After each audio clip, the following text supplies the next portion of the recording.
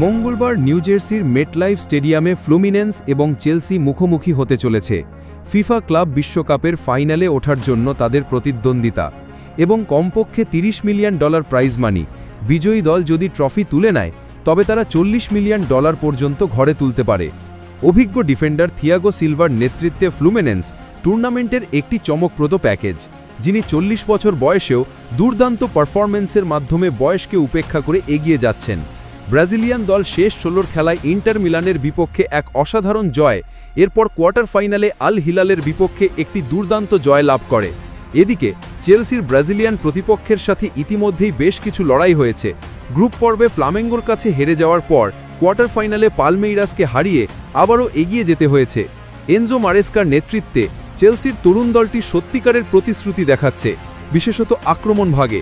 Joao পেদ্রোর যোগদান তাদের forward বিকল্পগুলিকে আরও শক্তিশালী করেছে।